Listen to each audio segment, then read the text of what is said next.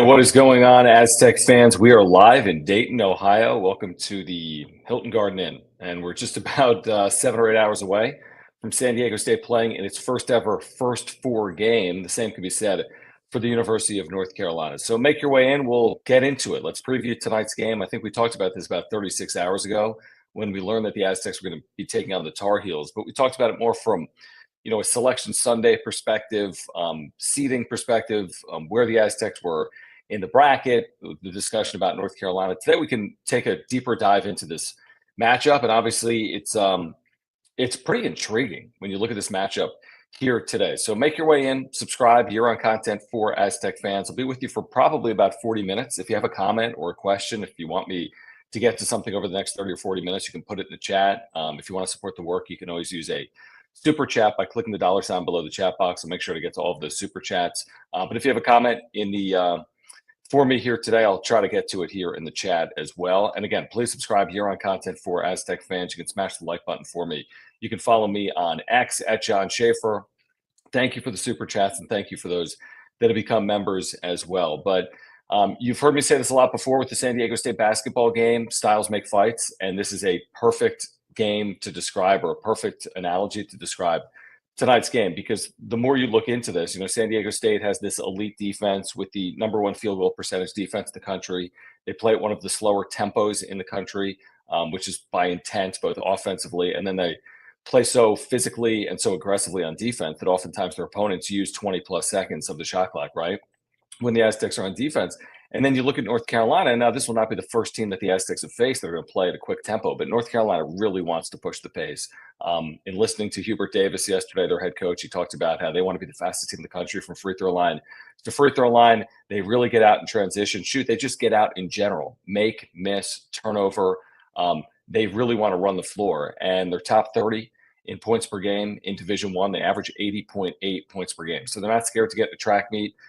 They can outscore people, and they've played better defense. They really have. If you've been watching them, and I had been in the probably 10 games leading up to them getting into the NCAA tournament, where they basically had to win all of their games. And their only losses, I think, their last 10 are to Duke, their senior day in Chapel Hill, and then ACC tournament, that heartbreaking loss they had with the lane violation that was costly. But they're 8-2 in their last 10 with 2 losses to Duke, and they've won some of those games convincingly. So they're starting to play some of their best basketball, and the Aztecs obviously have an X factor here today in Magoon Guath as well. But this is one of those games where Dutch said it yesterday in the press conference when he met with the media. He said, if this game's played in the 80s, we don't really have a good chance of winning it. If we can play it in the 60s, maybe the low 70s, that is more to the advantage potentially of San Diego State. So can the Aztecs slow this game down? Can they avoid turnovers? Can they rebound defensively? Not give UNC second chance opportunities? And can they do what they do in terms of holding teams to under 40% from the floor? I mean, you even look at this Boise game, and Dutch touched on this, I think, yesterday. You look at the final box score from that Boise game. What the Broncos shoot, 33%, 34% from the field, 27% from three, 11 of 40, yet they won the game. So how did they do it? Well, 11 made threes, even on 40 attempts, is impactful. That's 33 points in a low-scoring game. And then the second chance opportunities. They had 14 offensive rebounds. So a lot of those misses from beyond the arc were, rebounds out towards the free throw line or even beyond that Boise State got their hands on. And then those second chance opportunities were so costly. Aztecs allowed 18 second chance points in that game. I think 11 of those or 13 of those came in the second half. So they have to do a better job clearly on the glass. Now, the benefit is we expect Magoon Guath to be available, and we'll see what his role is here tonight. Is he starting? Is he coming off the bench? How many minutes can he provide? He hasn't played since February 22nd. So you just have to remember that heading in, that we haven't seen Magoon since February 22nd, which, is 3 weeks, which is it the longest, timeout? No, it's not. But is it the shortest? No, it's not. And also, you got a guy who's in his redshirt freshman season. He's not a fifth-year senior. He hasn't played 100 college games. He's played 20, roughly, college games. So when he misses 6 games, can you get up to game speed quickly? Are you in game shape? How quickly does it, how long does it take for the game to slow down, so to speak? What impact does he have on both ends, both offensively? Because I think they could clearly use his offense. I mean, he was really coming into his own as a two-way player. 3-level scorer, right by the rim. He's brilliant. That 15 to 18 footer he was hitting consistently. I think he's still shooting 37, 38% from beyond the arc. So his offense, I think sometimes gets underrated because of his defense. His defense has been just brilliant, whether it's shot blocking, shot altering, rebounding. So he's just a big part of this. Now, I wouldn't expect him to play 35 minutes. I mean, this could be a game at a quickened pace because of the way UNC wants to play. Plus, he's 3 weeks removed from a hyperextended knee. Plus, he hasn't played in the game in 3 weeks. But hopefully, you get really good minutes from Magoon when he's on the floor, and hopefully, he makes the difference because he could be the difference. He could absolutely be the difference in a game like this. Defensive rebounding, shot blocking, offensive prowess, like all of that could be a factor here tonight for SDSU. All right. So again, please subscribe here on Content for Aztec fans. Thank you for the comments. Appreciate the super chats. Click the $ below the chat box. I will get to the super chats here coming up in a moment. But, I'm going over some of these UNC numbers and watching them here recently and reading up a little bit more on this game. And I mean, they have a really, really elite offense with some tremendous guards and wings. Obviously, RJ Davis makes them go. He's at 17 points per game. He averaged over 21 points per game last year. And he's a pretty efficient scorer. He shoots around 35% from three. When he gets fouled, which is often, he probably averages 5 free throw attempts per game. He's an 89% free throw shooter. And we know that San Diego State at times has had trouble when it comes to fouls or keeping players out of foul troubles, or with opponents getting to the free throw line more often than them. So that's a story as well, because Davis gets downhill, he kicks, and he's got shooters. He's got wings on the outside. Ian Jackson is a freshman. He's shooting about 40% from three. Elliot Cadeau is a solid three-point shooter. Drake Powell, Jalen Withers is a very good three-point shooter. So when they get out in transition and when they have those wings and when they drive and penetrate and then kick out, that can be concerning. They hit threes. I mean, they shoot them at a good clip as a team. 35.3% is a very good clip, and they hit about 8 per game. So, it's one thing to allow 8 made threes in a game. It's another thing to allow 10, 11, 12 made threes in a game. So that's something to factor in as well. When you think about where the Aztecs have run into trouble this year, Boise State, 11 made threes. What was the game? San Jose State, 12 of 25. UNLV on senior night for the Rebels, they were 12 of 24. So you got to make UNC earn them. If they hit 8, hopefully it's on 24 attempts. If they hit 9, hopefully it's on 27 attempts, and so on and so forth. And then UNC rebounds the ball really well, +3 on the glass in the ACC. Yes, the ACC was down, but yes, they played 3 games against Duke this year. So they were +3 on average per game. That's where Magoon hopefully has value, some of his value here tonight. And then just the Aztecs have to do a better job as a team rebounding than they did against Boise on Thursday. And there have been some games where the Aztecs have completely held their own on the glass. I think back to Houston, Boise State, first round up in Extra Mile Arena in Idaho. I think that second game, the Aztecs were very physical, controlled the glass here at VA House Arena. And then things didn't go as well without Magoon, obviously, this past Thursday. But defensive rebounding, specifically not giving UNC second chance opportunities, limiting turnovers because they will make you pay off turnovers in transition. That's their game. And then again, make UNC earn those 3-point buckets and make it difficult on the defensive end, which is what San Diego State does with that top field goal percentage defense in the country. All right, let's get to some of these comments here. Kevin, appreciate you, man. Really do. Really do appreciate you. Longtime supporter of my work and obviously a diehard Aztec fan, and looking forward, I'm sure, to tonight. By the way, pregame coverage officially on San Diego Sports 760, 5 o'clock Pacific, where I'll be courtside. Ted Leitner's going to be on the call at 6:10. Ben Fletcher will be in our studio in San Diego. It'll be me and Ben kind of remotely doing the pregame. And then Ted has the call. We've got coverage for you this afternoon on San Diego Sports 760. Flex Zone begins at noon. John and Jim at 2 p.m. Pacific. And then again, our pregame coverage is going to begin at 5 p.m. And you can listen to all the tournament games all tournament long.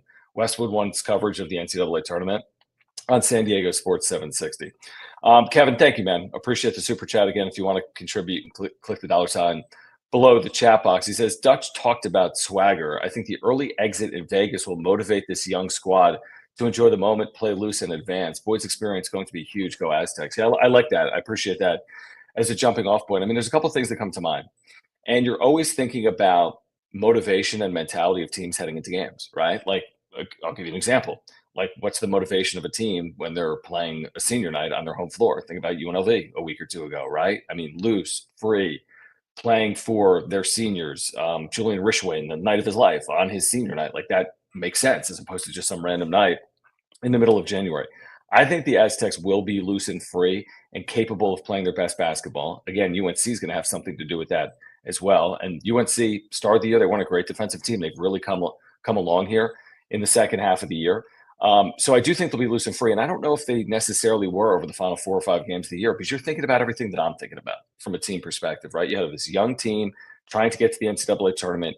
It's natural to be tight, and it's natural to be taking the best shots from your opponent in those situations. Now that you're in, not to say it's carefree, and not to say it's house money, but you can really take big swings, so to speak, right? There's no reason to do anything other than play your best. And if your best isn't enough, so be it.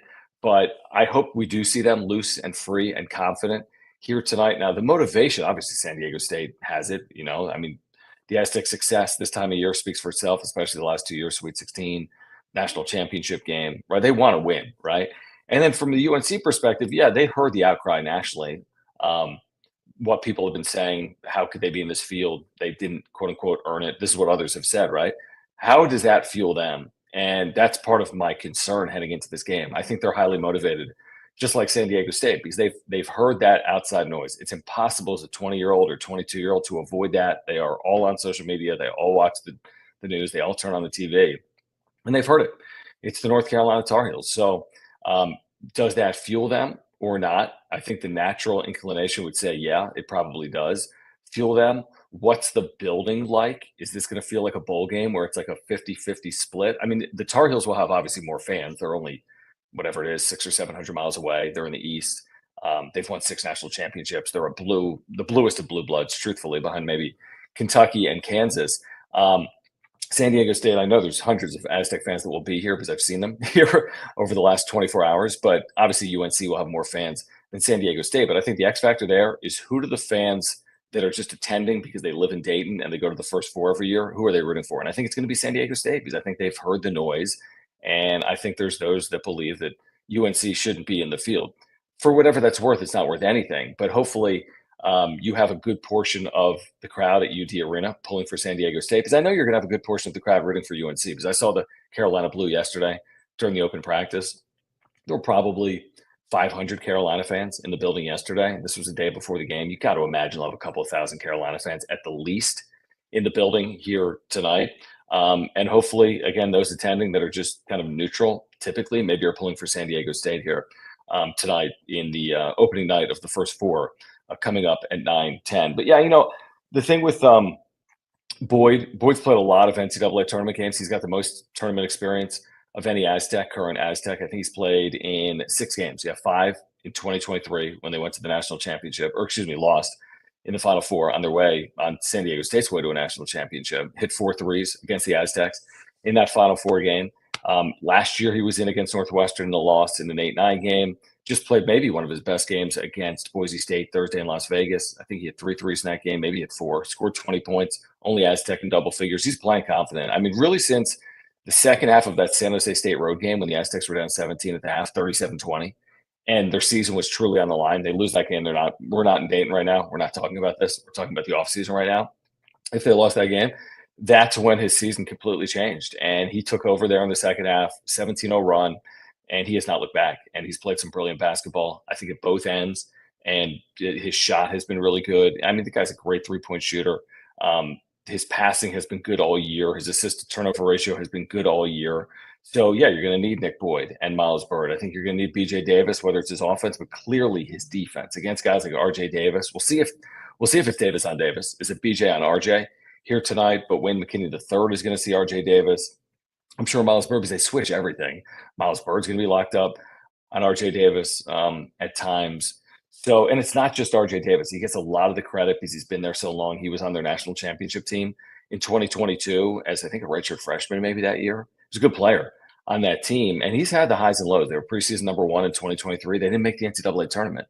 And then you have the Aztecs that year with Miles Byrd redshirting. They make the national championship game. You have 2 of the last 5 teams to appear in a national championship game playing tonight in the first 4, which is just ridiculous because UConn is 2 of those representatives, right? They won back-to-back. San Diego State, Kansas played North Carolina in the 2022 title game, and then Purdue lost to UConn last year. So 2 of the 5 that were in the national championship game at any point from 2022 are meeting here tonight. But yeah, I mean, it's not just defending R.J. Davis, because you're going to watch this game and the way it plays out here tonight. And, UNC's got a very good offense, elite wings. They've had success inside. They penetrate. They can get to the free throw line. And again, their offense has not been their issue. They're averaging 81 points per game. I think early in the year, the issue was the defense for North Carolina. And then as the years played out, everyone always talks about their quad one record. The truth is, of those 11 or 12 quad one losses, 8 or 9 of them are against the top 15 teams, 10 teams in the country, with 3 of those being to Duke. They've played a very challenging schedule, and they've lost a lot of those high level games, but they've been very good in that like 50 to 100 threshold metrically. 8-0 in quad two so far this year. So they don't have a bad loss all year long. They just didn't pick up a ton of good wins despite a really challenging overall schedule. They have the UCLA neutral court win. They beat a team in the non-conference. I think the lowest metric team they beat in the non-conference is actually in the NCAA tournament, American.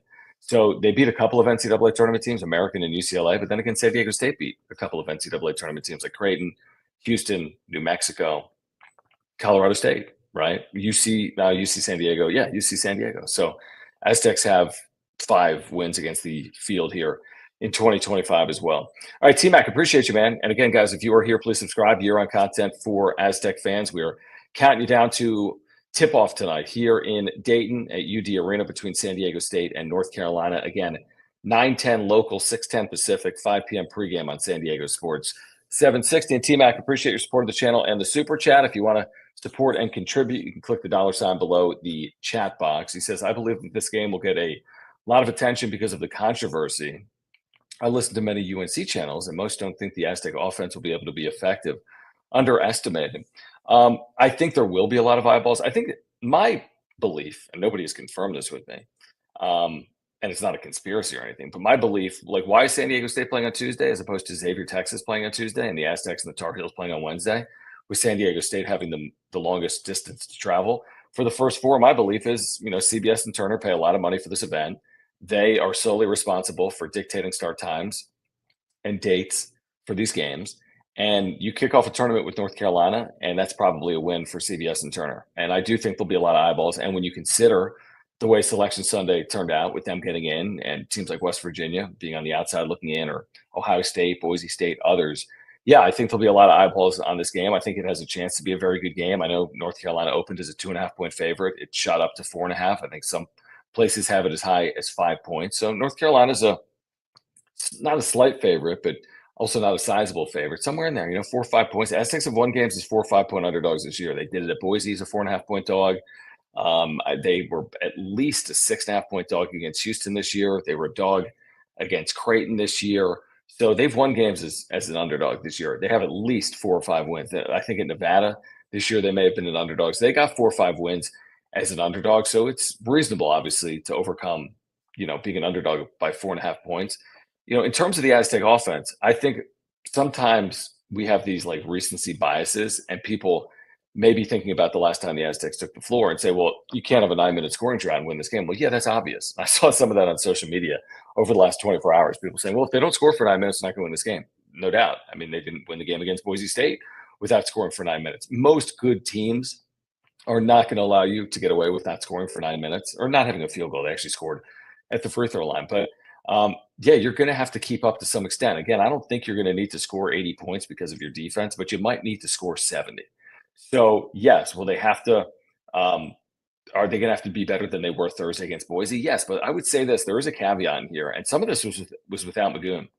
If you go back and look at, let's say, Nevada at home, Wyoming on the road, New Mexico at home, Utah State on the road, Fresno at home, Boise at home, and then the second half of San Jose State. Like, look at that 6, 7, 8 game stretch, and go look at the Aztecs field goal percentage. Now, again, it's knocked down a little bit from Boise State when they score 52 points. I don't know what they shot from the floor, but I bet they've shot it 46, 47% as a team over that stretch. Like, there was a 3-4 game stretch in there. They shot over 50%. Like, they were really running good offense and having success. And the thing about this team as well is they don't necessarily have to get their offense from any one player, right? Like, we've seen Wayne McKinney score 15 points in a game. We've seen Miles Byrd score 20 points in a game. We've seen Nick Boyd score 20 points. We saw BJ Davis, specifically in the non-conference, have those 18-plus point scoring out points. We've seen Magoon Gwath go for 25 against Fresno State. We've seen Jared Coleman-Jones hit 2 or 3 or 4 threes against Houston. You get my point.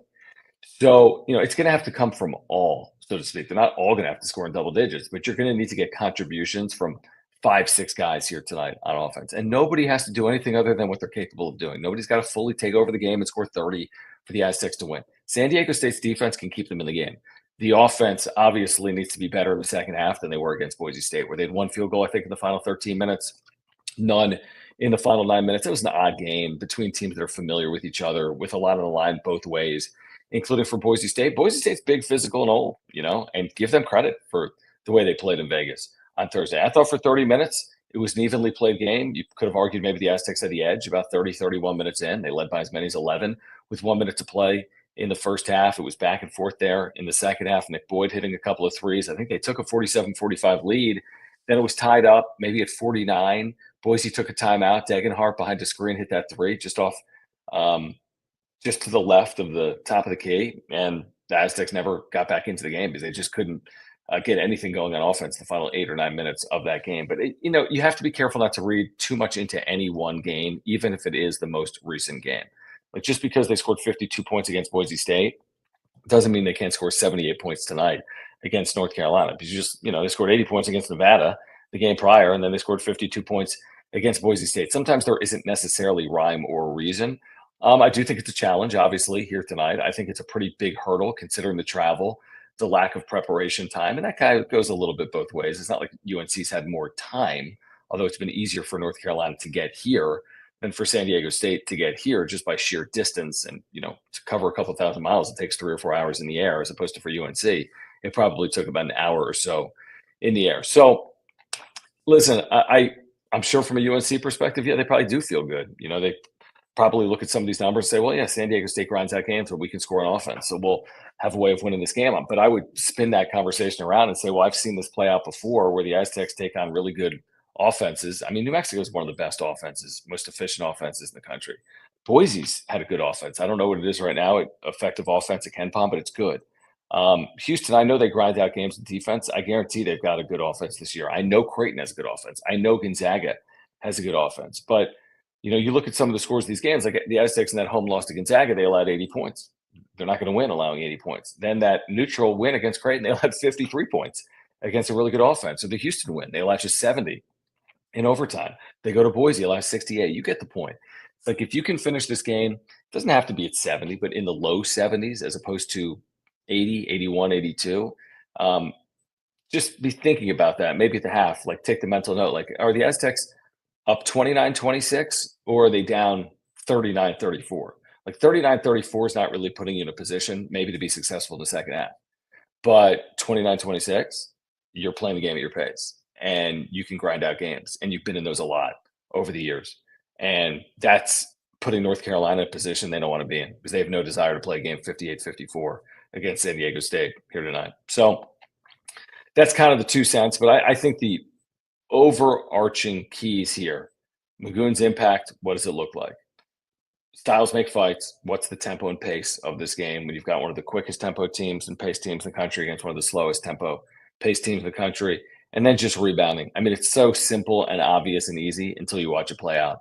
And again, I don't have it in front of me. I think that Houston game in November, I think the Aztecs were even on the glass. They were plus at Boise this year, and then they were minus 12 against Boise on a neutral floor. So what impact does Magoon have in that area? How do the guards rebound here today? Because the Aztecs have some really good rebounding guards. Miles Bird, Nick Boyd come to mind in that area. And then how do the freshmen acclimate to an NCAA tournament game? Because you're going to play 10 deep with the pace that North Carolina wants to. They want to track meet. You got to play 10 deep. So you're going to see everyone. They're going to see the normal rotation. You're going to see 9-10 Aztecs. Obviously, hopefully we'll see Magoon healthy and effective for the Aztecs here tonight as well. All right, let's see some other comments that have rolled in. I got another 15 minutes or so. We don't know the officiating crew. We'll find that out at the arena. You typically find out about an hour before a game. That's not publicly released information until both teams are at the arena. So we'll find that out at some point coming up. Let's see here, just going through some of the – I get concerned about everything, Jeff the Crusher. I'm concerned about the Occidental game. So, yeah, it's that nervous excitement and energy, which I think is normal.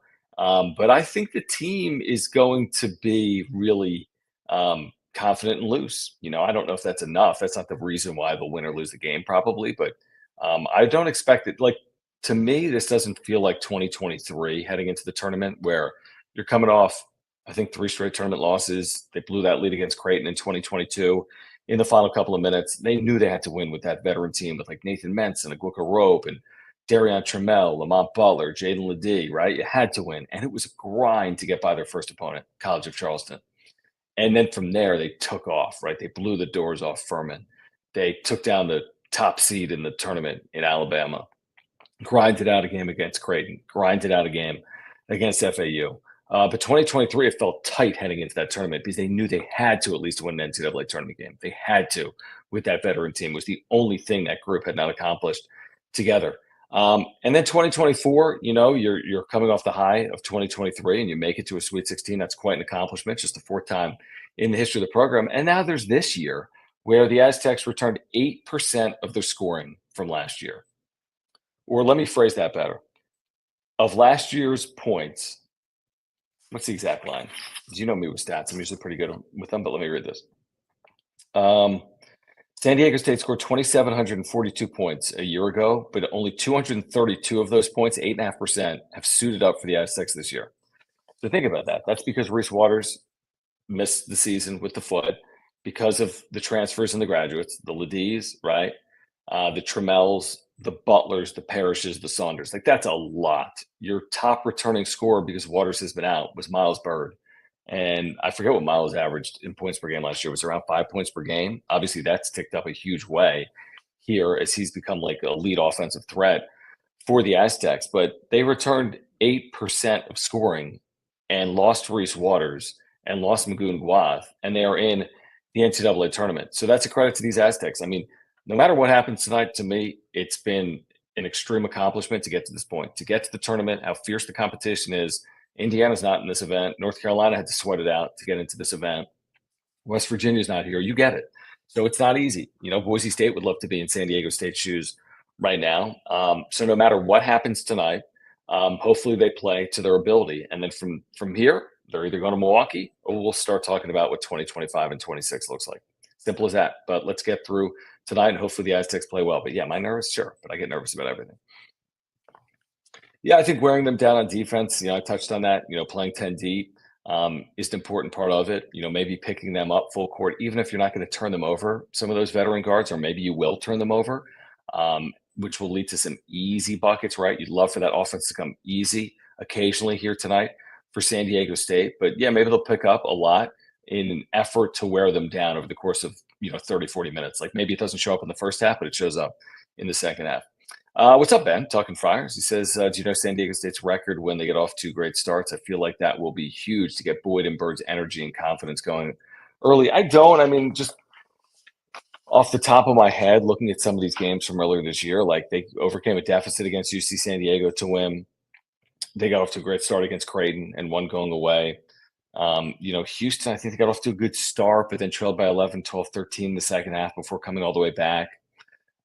Fresno on the road, they got off to a great start and one going away. The point's valid. I mean, some of their, Utah State, they were up 40-22 at home. They lost that game 67-66 when the Aggies closed on that 8-0 run. Miles Byrd fouls out. Utah State scores the last 8 points of that game. That was such a wonky game. They got off to a great start on the road at Boise and won. The point's valid. At Colorado State at home, they got off to a good start and won going away by 15. That's the last time Colorado State looked like kind of mortal. I mean, they've won 10 straight. Aztecs beat CSU here January 15th, 75-60. They led by 20 at one point in the second half of that game. So, and then there's those, those knockdown, drag them out. You had to fight for 40 minutes to win at Air Force, home Wyoming, road Wyoming, home San Jose State, road San Jose State, right? So a lot of this has not come easy. But again, you'd love to get off to a good start, Ben, to your point. You'd absolutely love to get off to a good start. But if you don't, you still got to find a way. You got to find a way to put yourself in a position to win this game. Maris Comics and Collectibles says, thank you, Uncle Teddy, for the past 30 plus years of San Diego coverage. But John should be the next voice of San Diego for the next 30 years. John should take over for basketball too. That's very kind, my friend. I appreciate that. I've had the good fortune of doing football and basketball here in some capacity for the last 8 seasons with San Diego State. Obviously, I've worked on the radio with Jim, much to my chagrin. Just kidding, Jim, if you're watching. But 30 years for me might be a stretch, but I'll see how long I can do it. But 30 years Cross your fingers for me. Cross your fingers for me. This is interesting from T-Mac. He says the Aztecs beat 3 teams in our bracket. Didn't realize that. Yeah, and it's hard for me when it's the team that we're rooting for and covering to look ahead in a bracket. I mean, it's fun to do like it's just a fan, write everything out. Oh, look, UCSD in this round or San Diego State in this round. But here's the one thing I would say, and I said this the other night. The advantage, and there's disadvantages of playing in the first 4, like we've documented over the last 48 hours. Travel, prep time, extra game, right, to get to a round of 64, Sweet 16, Final Four, whatever. The advantages are the winner tonight is completely free and easy heading into their second game. I think you always have it's almost like you got a running start against your opponent in the round of 64 because you've already played a game and won. They haven't done anything. Like the score is scoreless for them in the NCAA tournament. You're already coming in with a win. The other advantage is because this game is Tuesday, the winner doesn't play again until Friday this year. It's not Tuesday, Thursday with travel. It's not Wednesday, Friday with travel. It's Tuesday, Friday with a 1-hour flight to Milwaukee. I mean, that's as easy as it gets in the NCAA tournament. You'll have an off day essentially, and then a prep day, and then a game day. So the winner of this game, I think, is really well positioned in terms of being confident, prepared, fresh for that game on Friday against Ole Miss. But here's the key. You got to win this game first here tonight. Yeah, I mean, both Farrow and Jared Coleman-Jones were absolutely terrific against Houston. I mean, and that's why it's not just Boyd or Bird. This is what I said earlier, and it's not just Coleman-Jones and Compton or Guath and Heidi. It is a team effort tonight. And all these games in the NCAA tournament, none of this is easy. Unless you're a 1 seed taking on a 16 where they win with 98% regularity, although we've seen 2 upsets in the last 5 or 6 years. Yeah, some of those games will get away from you, but I mean, we see 3-14 games that are 4-point games with 3 minutes to play. So none of these are supposed to be easy, and this should be an evenly matched game. And North Carolina's metrics, now that they're in, North Carolina metrics are compare favorably with the at-large pool of teams in the NCAA tournament. Like their metrics are good now that they're in the tournament.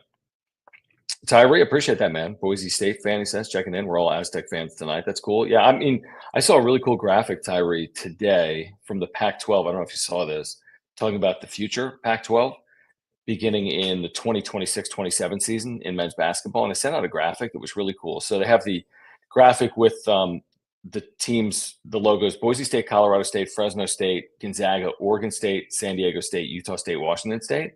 And they say those 8 teams in the last 5 seasons have the 4th best conference net behind the Big 12, Big 10, SEC, but ahead of the Big East. The average net of those 8 teams is 73, and that's being weighed down by Fresno State. You took Fresno State out of that, the average net is probably high 50s, and the SEC is 56 over those last 4 seasons. 7 of these teams have been in the NCAA tournament since 2021. So the one is Fresno that hasn't. One of 3 conferences with multiple men's title game appearances since 2021. Zags in 2021, Aztecs in 2023. 2 women's teams, 2 men's teams won their conference tourneys this season. And one of 2 leagues with 50% of members in the men's tournament this year, along with the SEC. Because you'd have, if this was an 8-team conference, you'd have CSU, Gonzaga, San Diego State, Utah State in the field, with a chance moving forward for programs like Boise State. And they've had so much success under Leon Rice. 3 tournament appearances in the last 4 years. The only thing they haven't done is break through. That's the one thing they haven't done. They haven't won in the NCAA tournament. But Oregon State had an Elite 8 during the pandemic. Washington State's program has been on the rise. It's going to be a really good basketball league, and it's not finished. There'll be another team or 2 in there, but this has been a very good basketball league. And then I do hope it shows well, but you can only control what you can control, and you don't control your opponents or these matchups and narratives you don't control. Like there's still this narrative out there, the Mountain West doesn't get the seeding it deserves, or the teams in it deserves because they don't win in the tournament. And I just don't buy it. I mean, last year there were 4 wins in the tournament. Yes, 6 teams were in, but CSU beat Virginia. Utah State won a game in the tournament. The Aztecs made it to a Sweet 16. The year before, the Aztecs made it to a national championship game. I mean, what are you asking? These teams are underdogs in a lot of these games. They're not 2 and 3 seeds by and large. Like Colorado State's a 12 seed. San Diego State's an 11 seed. Utah State and New Mexico, I think, are both 10 seeds. So these aren't easy matchups. So the winning percentages aren't going to be as high. And you could argue as well that sometimes Mountain West teams have been underseeded. So I think it's just a credit to get this many teams in. And I think it's like playing the lotto or playing roulette. The more tickets you get, the more opportunities you have to win.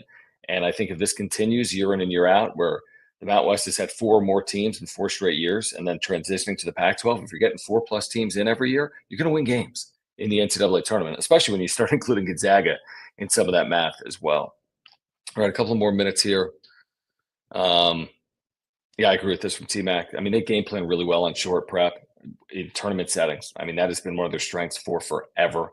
Brian Dutcher's always gotten a ton of credit for the way they game plan in a short period of time and the way his players process information. Marcelo says, in terms of possessions, UNC averages 5 more per game than San Diego State, who has a higher average than UNC and lost to SDSU. New Mexico, yeah, New Mexico plays what, at the fastest pace maybe in the country, or top 10 pace in the country. San Diego State should be able to dictate tempo. I'd be very surprised if they weren't able to dictate tempo, at least to maybe not to a full extent, but to an extent. They should be able to dictate the tempo of this game. That doesn't mean they're going to win the game, but I think they do have a good chance of dictating the tempo in this game. Let's see. Team X is a good thing they're not a great 3-point shooting team. Those are the type of teams that hurt us when they can rebound and get second chance points. They're a good 3-point shooting team. I mean, over 35%, and they take a lot of threes. They make 8 per game. So they're good.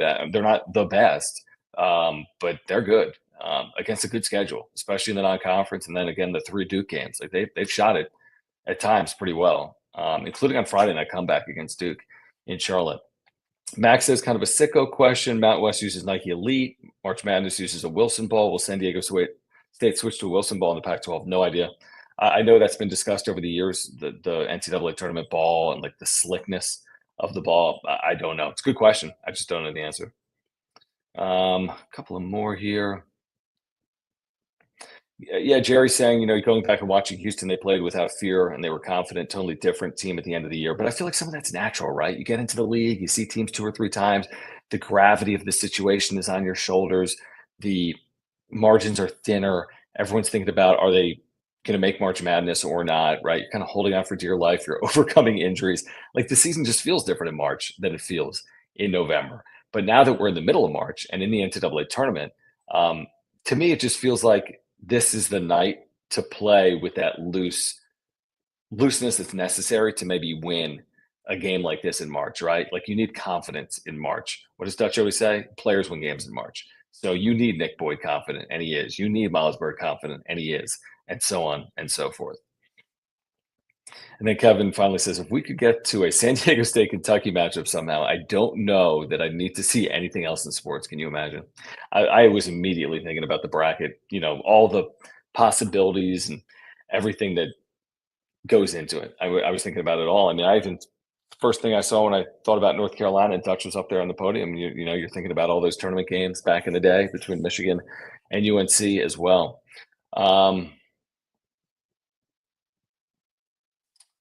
And then this from Max, who says, unrelated, but we need regular seating on the east side of Viejas for the renovation instead of 4 media rows. Tired of seeing a dead crowd on TV compared to the other schools. Now, I'm at every single game. The media rows are media, right? The first 2 are media, and then the second 2, I guess people are paying to sit in the media rows. Well, that's probably a good revenue play for San Diego State, selling those seats on the floor. So yeah, I don't know about that. And then Sons of Montezuma, what's up, my friend? Great job with all your coverage, by the way. I've been watching, consuming, listening, reading, reacting, etc. He says, have fun, John. The question we all want to know, are the Aztecs wearing all red unis? Can you imagine? I don't think so. They're the higher seeded team. I assume they wear white. I don't know for certain.